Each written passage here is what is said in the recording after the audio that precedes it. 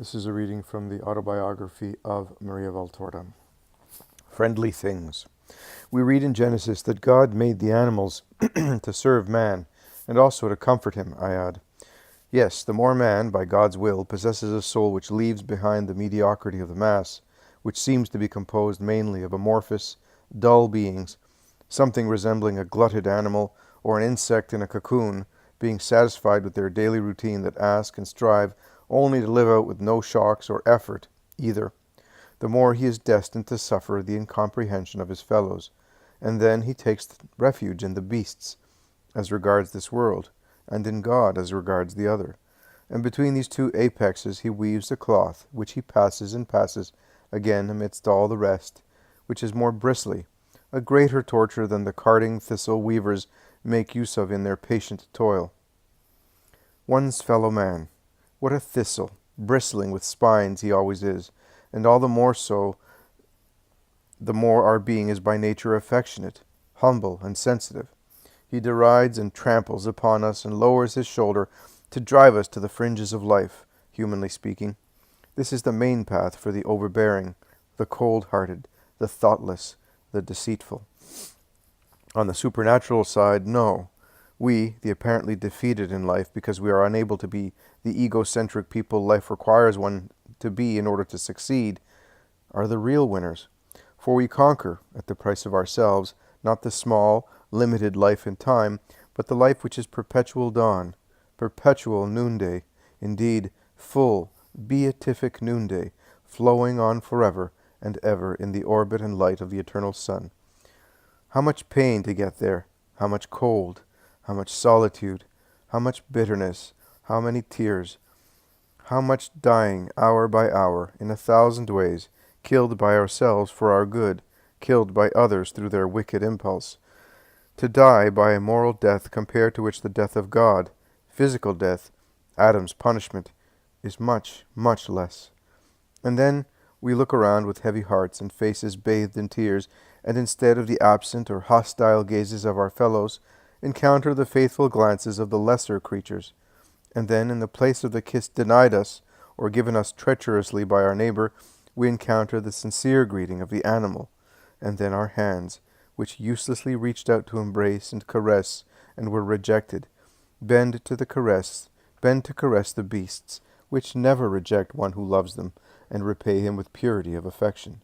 One who is happy does not know, but one who has never been happy knows what comfort an animal means for a person, alone, in the worst solitude, that of the heart.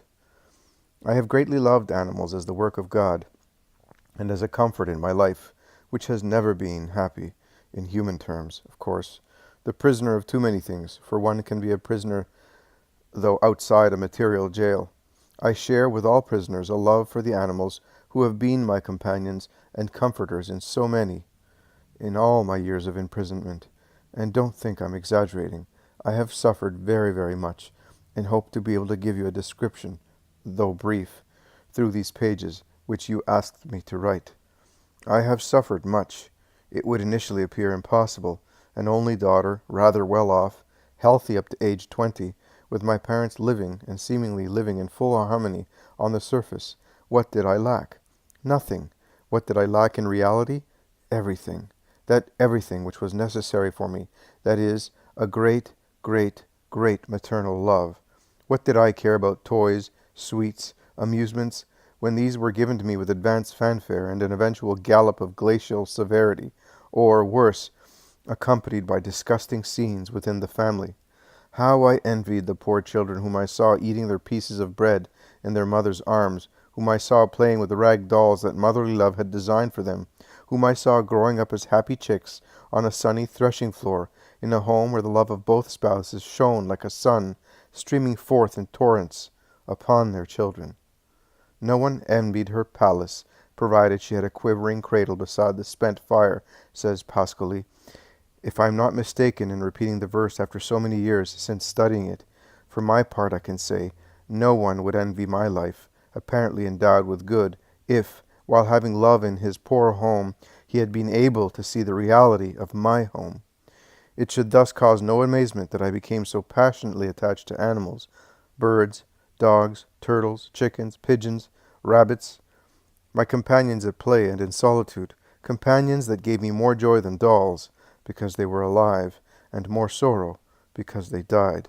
Every death was a tragedy. My mother, the ruler of the house, the dictator, decreed each time, "I'll be furious if any other dog or bird appears." But then I got attached to pullets, doves, bunnies, twice the tears as a result, for they were foredoomed to the spit or the saucepan. And then, challenging his spouse's wrath, there was father, who would bring back the pup for me, a gift just for me from Officer such and such, or the little bird the colonel begged me to rear. Poor father, who, in loving sincerity so much, and he accustomed me to it so well, but also loving his poor little daughter and conjugal peace, found this channel to reconcile my thirst for loving, his joy in contenting me, and his wife's will. My mother would kick up a row, and her sulking would go on for an indefinite period. Father would suffer it calmly, and I would weep. But I wept on the little head of a puppy, on the tiny wing of a sparrow, and the tears were less bitter because the little animal would dry them with his tender tongue, or imbibe the teardrops with the still soft beak of a fledgling. One has to have experienced these things to be able to understand them, without calling them nonsense. After the beasts, the flowers, how fond I have always been of them. In a vase on my windowsill, or plucked them along the green country roads, they were my joy. In this, too, my father had been my master. From him who could not pass indifferently by a corolla, and so admired both the humble daisy and the rare orchid, I learned love for flowers, these numberless masterworks of God, covering our earthly mire with color and fragrance, just as the stars fill the firmament with gems. Flowers in celestial gardens, the stars, stars in terrestrial gardens, the flowers. When we would go out into the countryside, how many flowers my father would pick! He would crown me with them, fill my arms, explain their ever-new beauties, whether it was a still closed bud, unprofaned by the touch of the bees and dews, or flowers now splendidly opened to receive the butterfly's kisses, the sun's caresses, the washing of the rains, or the star's bath of phosphoric light. And in all of this beauty which the hand of God has strewn around man, under the feet of man, the sovereign creature whom the Father has loved to the point of giving him his Son, and which so few see on the earth. For me, to see is to love. Dad made me see the works of the Creator, how often in support of his words, and intuiting spontaneously my artistic nature, he would quote passages from prose, and especially poetry, which further expounded the beauty of creation, and caused the imprint of the divine being who made all things to be noted therein.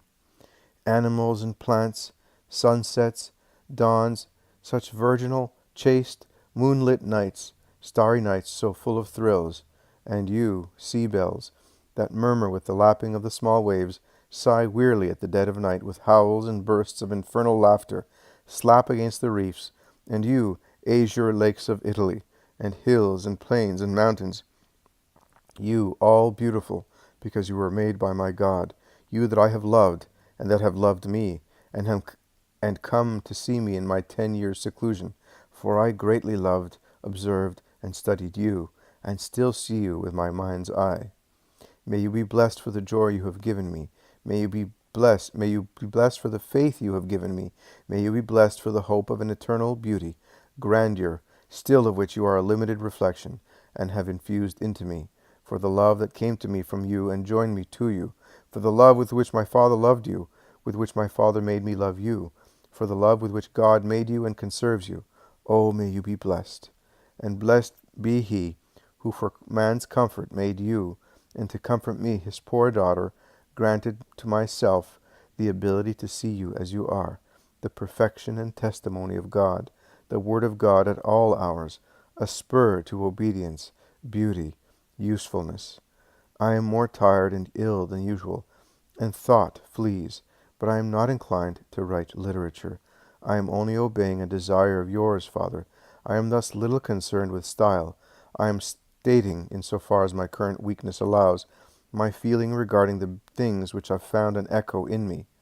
And beauty, the work of genius, Italian churches where the lives of Christ and Mary, of God's saints, eternally palpitate in the scenes of transmundane loveliness, and castles and palaces of Italy, monuments of secular art, their being now endangered or already destroyed, cause my heart agony, and sumptuous museums with cloth, statues, and rare objects from the distant earth, beloved things as long as I possessed you, together with health, and now still beloved in memory, and by memory, for you bring me the echo of days when I still did not know the complete bitterness of life, which would become sweet only after having crushed myself therein. These are my friends in lesser things, the friends that did not betray me, and acting imperceptibly, performed in me a work of elevation to God. Certainly foreordained by God, who used all human things to cultivate my soul for eternity. Second part. Those who weep are those who know. Ruysbroek. Footnote 1. Blessed John of Ruysbroek, 1293 to 1381, Flemish mystic and priest. Today is March 10th, Ash Wednesday. Lent is thus beginning. For me, always a time full of events, leaving an indelible mark. On close examination, many of the principal things in my life have taken place in that time, going from Ash Wednesday to Easter. Birth, first of all, just like the violet. I am a Lenten floret. I blossomed to life and grace in this time of penance, preparing the way for Easter, and my little eyes, which wept over having lost heaven, first of all saw the church's sad vestments. In Lent, my first confession. In Lent, my starting school. In Lent, my leaving school and going back to my family. In Lent, my first awakening to human love. And finally, in Lent, my most intimate embraces with God, when human love, having died like an ephemeral flower, not made for my soul, yielded its place to singular love. He who had already shown himself and caused himself to be loved since my girlhood, with his face tinged vermilion with blood and his members transfixed. Born in a period of sadness and penance, destined to love the sorrowful Jesus, I quite properly had to be familiar with weeping, ever more weeping. May it be blessed as well, for it was the dew which quenched the thirst of the seedling of love, and made it a great tree on whose branches the birds of the air come to take their rest. Footnote 2. Matthew chapter 13, verses 31 to 32, Mark chapter 4, verses 30 to 32, and Luke chapter 13, verses 18 to 19. The little mustard seed, the smallest of all seeds and symbol of the kingdom of heaven, for me is love. For only love can give us, who are so imperfect, the capacity to conquer the kingdom of heaven for ourselves. But the love God had deposited as a small seed in the little child's soul had descended thereunto together with the divine teardrop, and it needed weeping, sorrow, to put forth roots and foliage and rise up towards the sky. Yet, to reach the sky, I had to gather together my branches in the form of a cross, and nail myself to it, after having struggled under all the gusts of wind, trying to free myself from sorrow. Oh, then the tree, nourished by tears, warmed by love, and pruned by sorrow, became gigantic, and I hope that its foliage, eternally alive, will supply my angel with the palm and shoot for my crown of victory and my insignia of martyrdom. Father's sorrow. When I was a child, but no longer childish, I saw my father cry. All those tears weigh upon my heart. Very intelligent, he had made inventions and modifications of weapons used by our army. This was out of love for his country, for he intensely loved his native land and instilled this love of his in me, and also because he always strove to increase his family's well-being, out of love for me and my mother. The letters patent, the mentions in dispatches, the studies carried out by him, patient, perfect studies written at night, at last success, satisfaction, joy, and then betrayal. As is the custom in the army, every military discovery must be submitted to study by high-ranking artillery officers.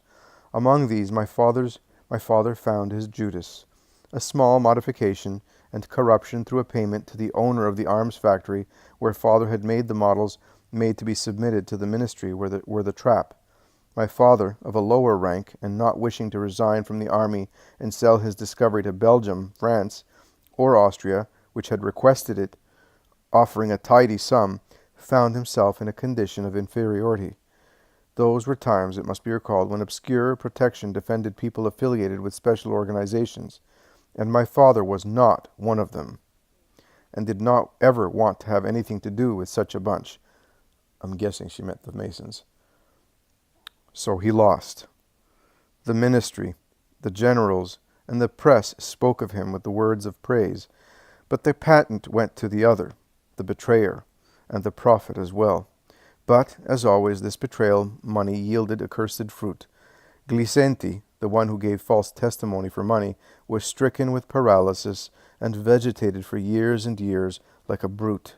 The betrayer, an artillery officer, after having enjoyed the millions resulting from his treachery for a short time, died, firing a shot into his mouth with the usurped pistol. His wife and daughter experienced absolute indigence to the point of having to serve. But why am I concerned about the misfortune of others? What still makes me suffer is the pain of my father, and this would have been great in itself alone, and undeserved by that upright, hard-working, good man. But had it been the only pain, he would have borne it better and not worn himself out therein. However, I regret always having to ring two bells, one with a robust, pleasing sound, and the other on a shrill, painful note. But life is like that, and I must describe my life as it was in me and those around me. My mother, after the death of her mother, had become really impossible. A bit of liver trouble and, after this improved, a great deal of the famous female malady. Among those women, however, who can cultivate it, because of the goodness of others, of irritability, had made her a torment, a family calamity.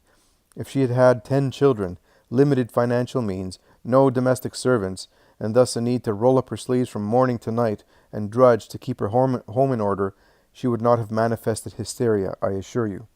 There are unfortunates who really have nervous diseases and are to be pitied, but my mother was not one of these, and this is demonstrated by her having arrived at the most advanced age when all her relatives at that time died long ago.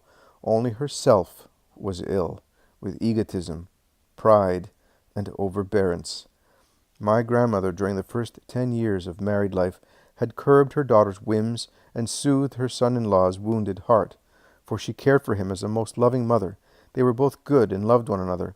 When she died, it was hell. My mother has never wanted and does not want observations from anyone. She is perfection and infallibility. Her word is law. Her wish is a command. My father, peace-loving, never reacted to such self-praise. For the sake of peace, out of love for his wife, for whom he cared faithfully, perfectly, deserving quite a different recompense, and in addition he did not react out of incapacity. My father was not overbearing or brutal. Someone more domineering than she was needed to tame my mother, one who could shake her a bit when necessary. Once would have sufficed, but it is always that way. In the conjugal union, one is the tyrant and the other is the victim. In my home, the victim was father. This man, without vices, hard-working, patient, healthy, handsome, and good, who had given wealth, a comfortable life, and surplus benefits to that little bit of a woman who was my mother, talking her out of teaching where she would have had to drain herself throughout life, should have been adored, and was instead tormented, doused with rudeness, stinging words, repulses. The scenes began on account of relatives. My father had 2 sisters and a brother. His brother and 1 sister lived in Bergamo, and thus were less under mother's nose, but she nonetheless did not fail to speak of them with a contempt which was painful to father. When Uncle Agostino would come, he, father, and I would go out to be able to walk, able to talk in peace. Mother would remain at home in a pique, consumed with rage. The scene would follow. Even if I had seen father giving large banknotes to uncle, I did not speak. I had well understood for some time that there were things to be said and things to be hushed up. Prudence must have been infused into me with baptism. Father's other sister, after having lived in Argentina for a number of years, had settled with her husband and a married daughter in Milan. I do not come down on anyone or present an apology for anyone. I thus state that Aunt Angela certainly had her defects, but who, except God, has no defects? Ah, no, I am mistaken. Except my mother? This aunt, on seeing mother's dictatorial behavior, dared to intervene in my favor. That was the beginning of hostilities, a continuing war which made Dad suffer on account of his justice. He did not see that his sister was to blame for all the faults mother attributed to her, and was continually annoyed by all the spitefulness which uninterruptedly gushed from his wife towards his sister. Then, as if this were not enough, things degenerated further.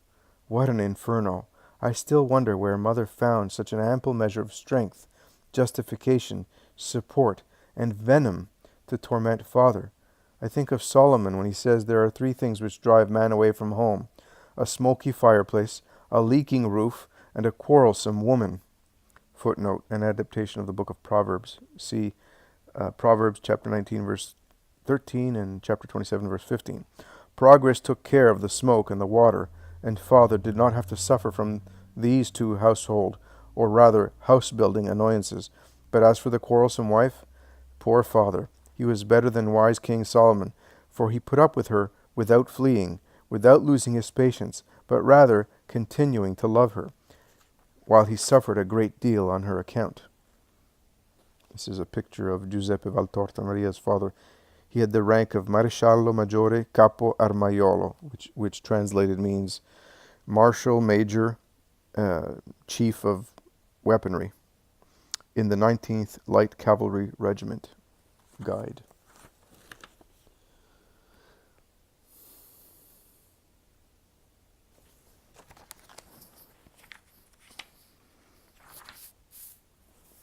And this is Aunt Angela, sister of Maria's father.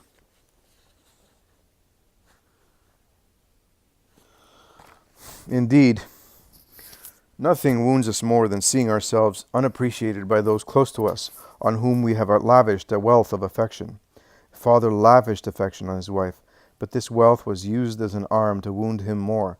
Sure of her power, of the excessive power she exercised over him, sure that the goodness and patience of her husband were perfect, sure of the perfection of love with which he loved her, instead of making these securities a single arm of good for herself, him, and me, she turned them into an instrument of moral devastation. During the week with father away from home, from 6 a.m. to noon, and from 2 p.m. to 7 in the evening, and frequently having conversations with friends after dinner, it was not so bad. It was certainly not an ideal way of life, but it was, in a word, bearable. But on Sunday, do you want to know what our Sunday was like, which father valued so much as his holiday, to be spent in the midst of the 2 of us, whom he adored? Well, here it is. After grandmother's death, I slept in my parents' room until my 10th year. On Sunday morning, father would stay in bed a bit longer than usual, and I would slip out of my little bed and climb into his big one to receive my share of caresses. Mother, who had already risen and was in the other room, tormenting the maid, would discover us that way in a happy state, with me in his arms, and feel the need to poison such happiness. All the slightest details were a pretext to begin her attack. Innocuous statements like, "You slept well last night. Since today is a lovely day, you could go out, too. Your color is fine today. Has the maid gotten over her cold? Shall we go to see Angelina, father's sister, today?" Sufficed to start a scene, and on and on, in a malignant, cruel, unjust, savage crescendo. Reproaches, accusations, threats, a bit of everything, and nothing could hold back or put an end to that hateful Sunday scene. I seemed to be seeing myself standing upright in my long nightshirt on the double bed, and begging for mercy in tears. Mother, after vilifying my father, that saintly man, with the falsest accusations, would threaten him with separation. In exasperation, my father would say, "But I'll shoot myself. I can't stand this." And then she would go off to another room, and I would remain in the arms of father, who would weep and say, "Oh, Maria, your mother no longer loves me. She no longer loves us. I have forgiven the one who transfixed my life so very much, but I have forgiven my pain, caused me out of pure wickedness." Yet these tears of my father, no, I cannot forgive them. I would be lying if I said I could forgive the one who made them flow. I forgive my frights as a child. Do you know how much I feared father would commit suicide? When he was late coming back home for some reason, I would immediately think he had taken his life. My heart began to fall ill at that time. I forgive my ruined holidays after having fulfilled all my obligations as a student for 6 days, cherishing the vain hope of Sunday joy. I forgive the collapse of my hopes, of my dreams, so loath to die. I forgive her for destroying my serenity, my smile, from childhood on.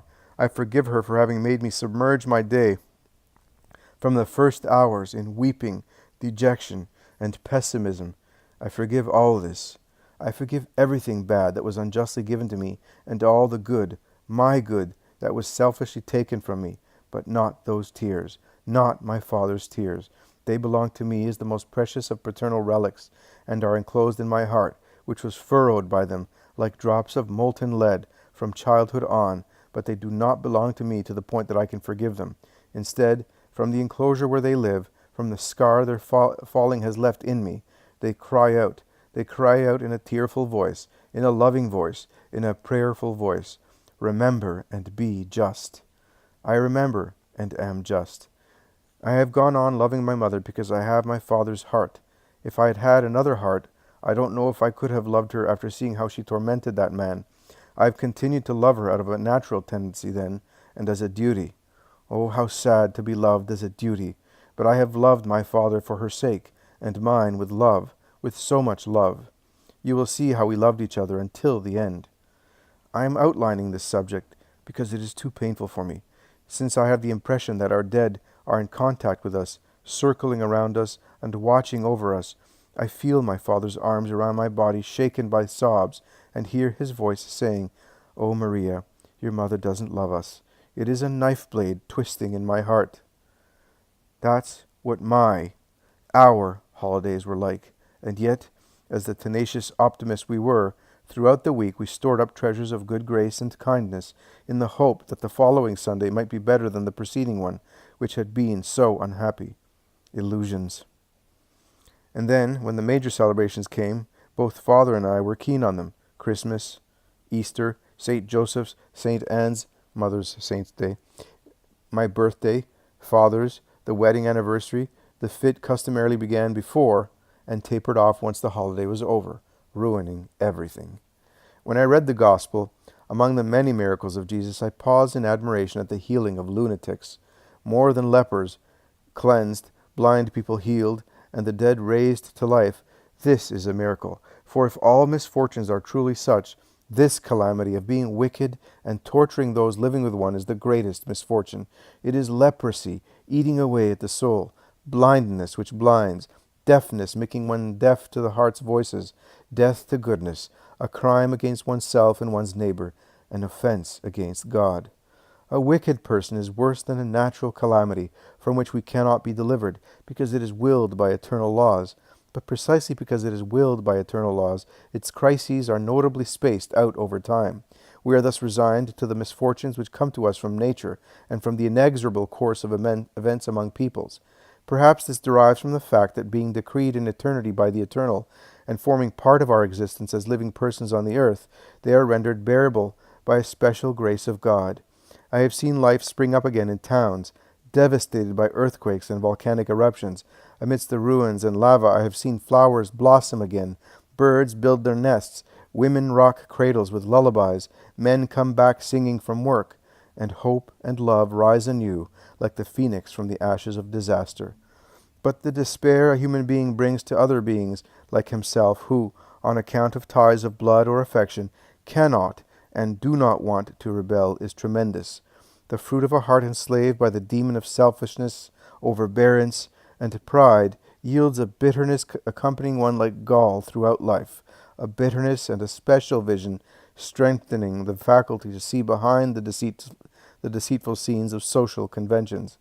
The pain coming to us from a being who lives to torment, a prey as he is to his own sick, if not outright blameworthy, self, renders everything in the heart barren.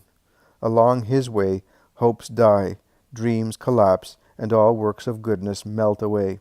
A steamroller for surrounding humanity, A heart that is not good flattens and crushes everything in the dust and mire, intelligence, health, affections, and even injures faith in hearts which come to doubt God himself, who does not intervene to put an end to so much evil. Woe to whoever discovers, and at a young age, the power of human wickedness. The bitter desperation provoked in us by the knowledge of how much evil our fellow man can do to his neighbors is such that without heavenly aid we could not bear it, and would be fatally led to complete disgust over everything and every one. Fortunately, God intervenes, and then the soul, though remaining wounded, does not die, but health dies, the intellect sometimes, and joy always. In my father all three died, and I cannot forgive this. I was an orphan with respect to my father's soul, his intelligence at age 12. What survived for me was a body that had returned to childhood, and am I to forget this? No, I cannot. If he had had only the affiliation of seeing himself betrayed by a stranger, my father would not have died psychologically so soon. It was the hours in the family, corrosive as acid, filing away like an emery stick, which destroyed him. No, I cannot forget. It would not even be just. My mother has been a widow for nearly 8 years, and she still cannot resign herself. But why? Why this torment, goading and torturing her? It is not the anxiety of love, Father. It is remorse. When death takes a loved one from us, the reactions provoked in hearts are quite different. A majestic sorrow, placid in spite of its vehemence, if our pain is not tinged with any remorse. An anxious, agitated sorrow, reproaching others, God first of all, for what has happened, for the reproach is really in us, against ourselves, when we have much to regret concerning the deceased. Oh, how sweet it is to be able to look towards heaven and say to one who is above, in God, I never made you weep. I said, I cannot forgive. You know what I mean by forgive. We have already reached agreement on that. Forgive for me means to forget the evil received.